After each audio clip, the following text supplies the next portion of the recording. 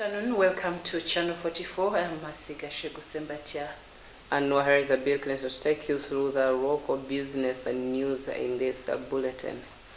Straight to begin with, as a result of decrease in the fuel prices, the country has registered a slight decrease in the inflation to 9.2% in the month of February 2023 compared to that of January 2023 that stood at 10.4%. This comes following the decrease in other goods inflation at 10.9% compared in January 2023 and stood at 12.3%, amongst which include maize flour, laundry soap, matoke, bogoya, green peppers, respectively.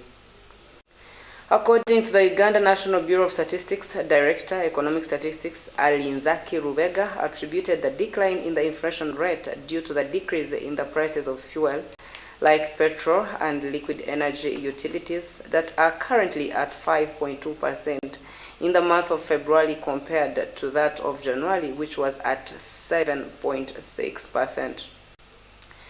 Charcoal, sweet potatoes, rice, sugar are among those items whose prices have reduced, and Arua City has been identified as the district with the highest inflation rate, and Kampala as the least with the inflation due to its high food basket. Madam Alinzaki also explained the importance of the updated on the performance of the inflation in the country, saying it helps an ordinary Uganda for better planning in terms of expenditure. More of this story by Dennis Kato. Energy fuels inflation, which has been registered at 9.1% for this year ending February 2023, compared to a 14.8% for the year ended in January 2023. Majorly, it was due to the petrol inflation. This has reduced to 1.5% recorded for the year ending in February, compared to what we recorded at 7.1% in January 2023. In addition, also solid fuels, specifically charcoal inflation, has actually reduced on an annual basis. It has been recorded at 10.2% for the year ending in February, compared to 14.3%. And other goods inflation that has also reduced to 10.9% in this year ending February 2023, compared to the one we recorded for the year ended January 2022 of 12.3%.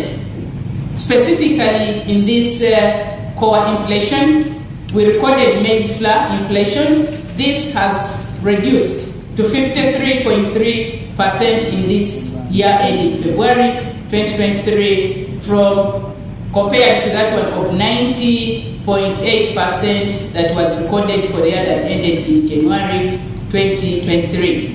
In addition, we have the laundry soap inflation. This has reduced to 21.5% in the year that is ending this month, February 2023, compared to that one we recorded in the year ended January 2023 of 51.4%.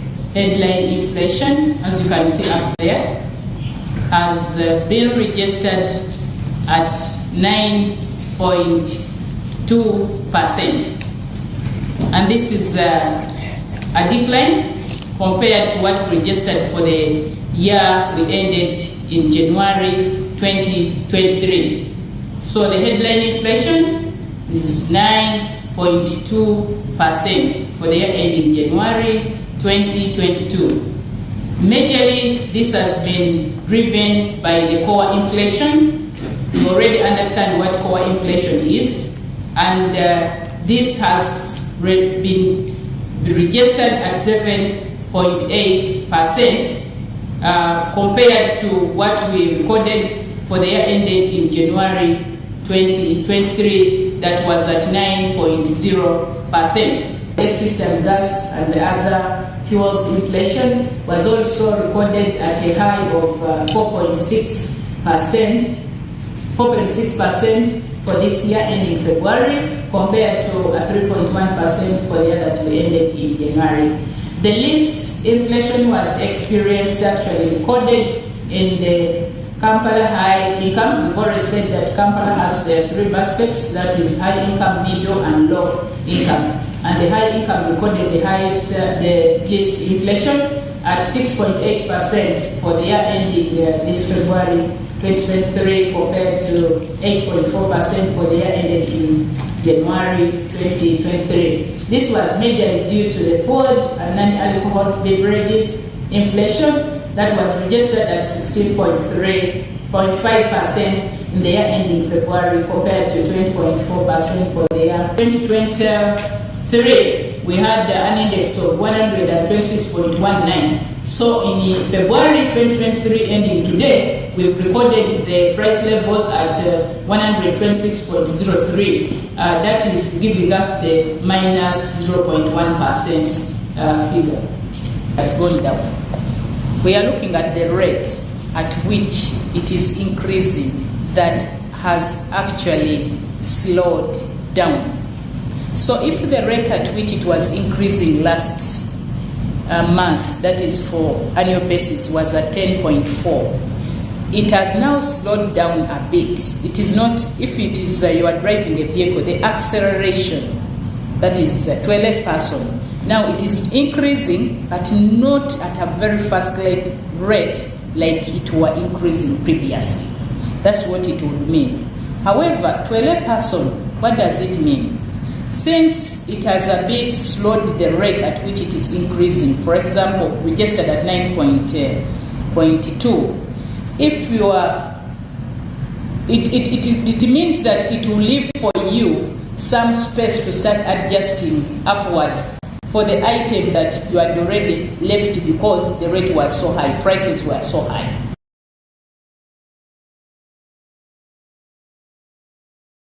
Mukiza, the Executive Director, Uganda National Bureau of Statistics, has explained additionally to this that it's not only the Ukraine-Russia war, but there are other factors leading to the high increasing rate of inflation in this country. Amongst these, blamed it to the pandemic outbreak of coronavirus, as well as the global economic crisis that hit the development nations like America and Europe. Details of this story still with Dennis Kato. A lot of money. Actually, people are being paid. The implication that if you are borrowing at a relative interest rate, you are being paid to get a loan. So, because there was already a depression in the world economy due to strict monetary policies earlier, the quantitative easing that resulted into negative interest rates led to the expansion, to the increase in money supply.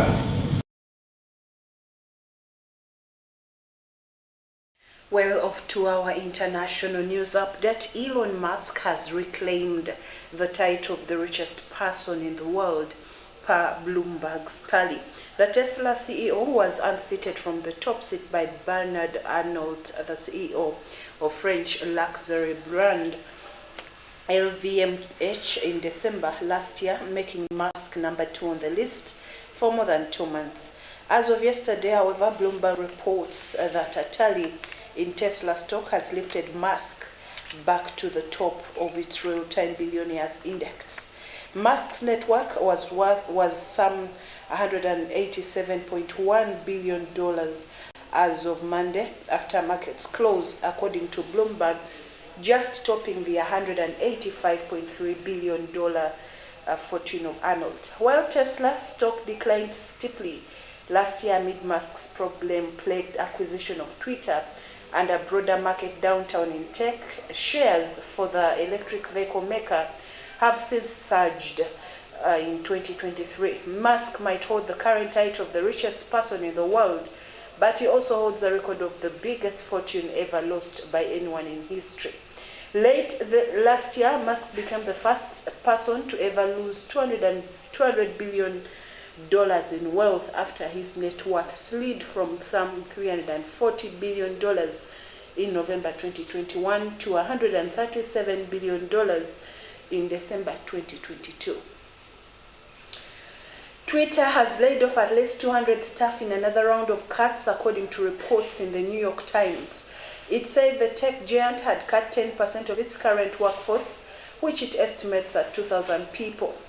This is the latest round of job losses at Twitter since Chief Executive Elon Musk sacked about 50% of its 7,500 employees when he took over in October.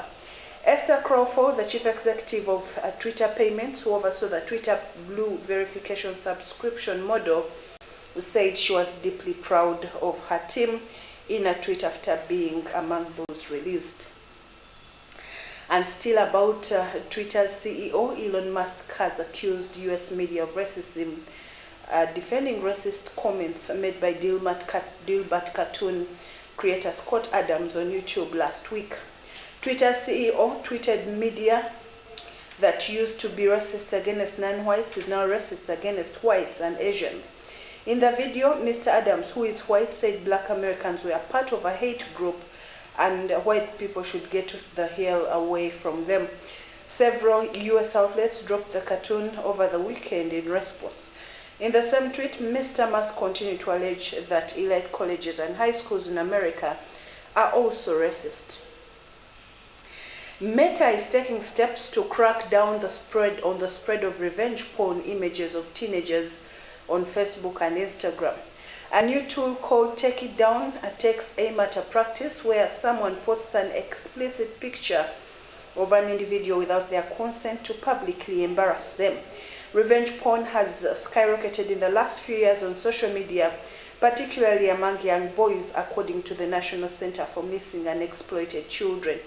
Take It Down, which is operated and run by the NCMEC, will allow minors for the first time to anonymously attach a hash or digital fingerprint to intimate images or videos directly from their own devices without having to upload them to the new platform. To create a hash of an explicit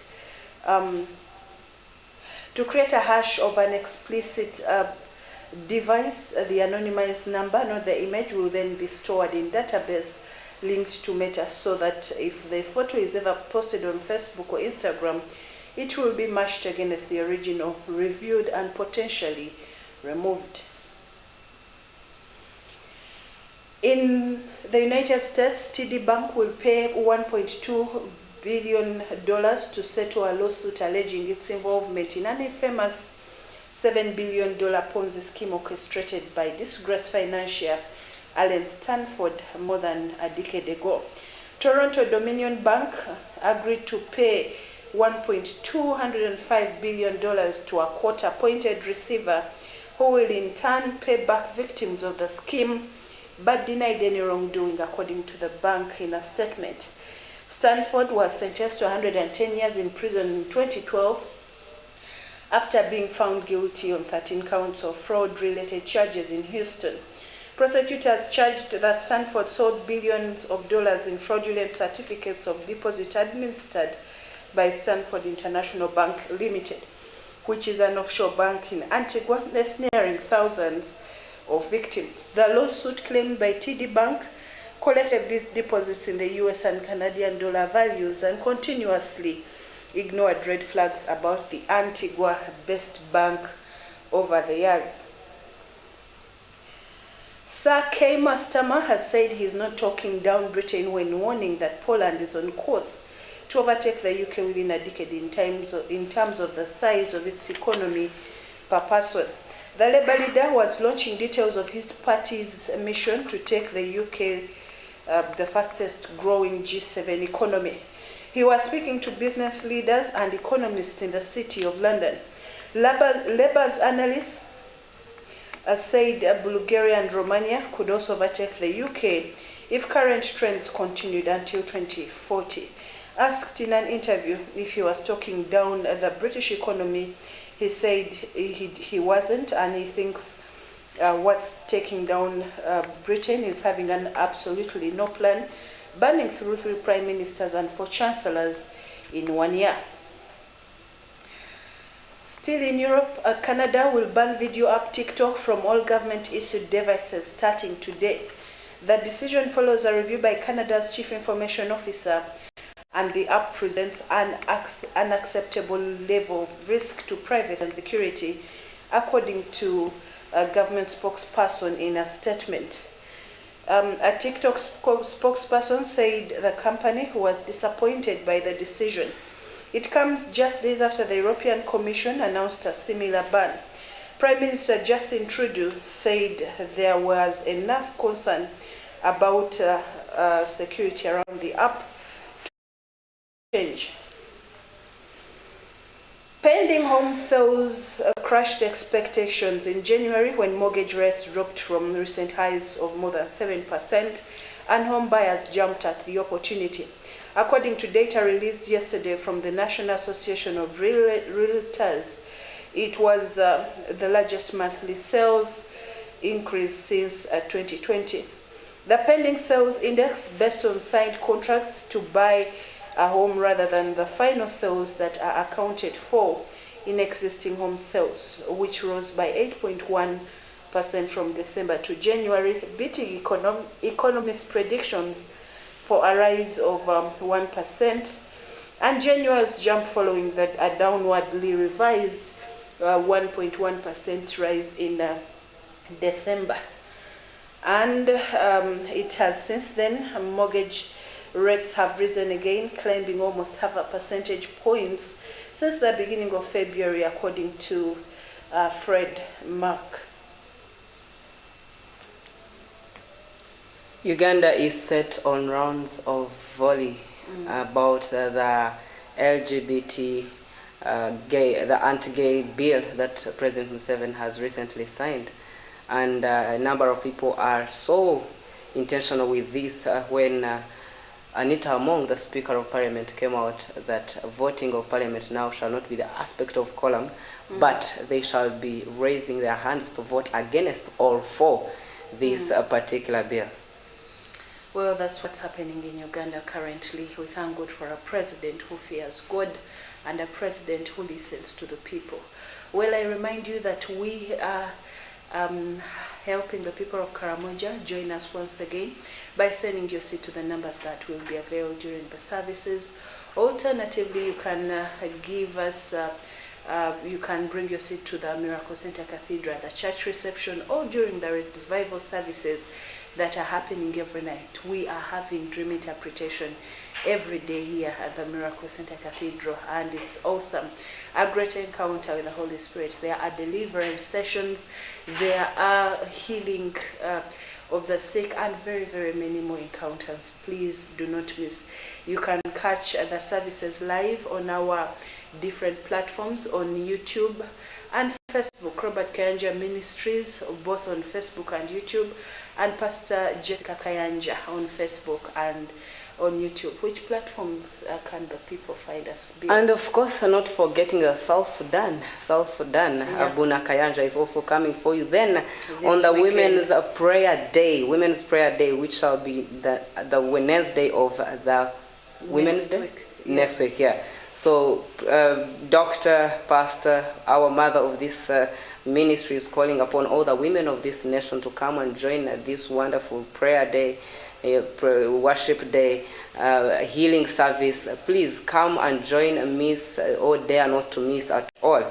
And of course, all these things can make a lot of meanings when you advise your friends that cannot make it to the physical here to get us on different platforms or follow us on different programming that we have on any satellites they bear. On DSTV, we continue to inform you that we are on 297. On GoTV, you shall get us on 812. Then Star Times, if you have Star Times, update them to get us on 290. Then Zuku TV, we are on 056. Azam TV 152, and then Star Times Satellite 468. And if you're so free to air, you shall get us on number 12. And then if you're mobile, you work with your phone, you can download these applications to you. We are on your TV as well. We also came to Afro Mobile app and then Airtel TV. Well, thank you for watching Channel 44. I remind you that people of South Sudan, Pastor Robert Kayanja is coming to you this weekend Please endeavor to attend. You will be tremendously blessed. Bring the sick, bring the lame, bring all those that need the hand of God upon their lives. They will not remain the same again. We have encountered the presence of God through this man of God. And South Sudan, it is your time to also encounter God. Well, that is it from our news desk tonight. God bless you. Enjoy the Big Tunes program, which is up next.